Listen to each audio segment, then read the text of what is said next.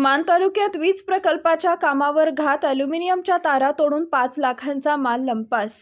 मान तालुक्यातील मौजे पाचवड गावच्या हद्दीत सुरू असलेल्या हायड्रेशन टॉवर लाईनच्या कामावर अज्ञात चोरट्यांनी डल्ला मारल्याची गंभीर घटना समोर आली आहे. या घटनेत associated power structure private limited कंपनीच्या मालकीच्या मोठ्या प्रमाणातील अॅल्युमिनियमच्या तारा तोडून चोरी करण्यात आली आहे.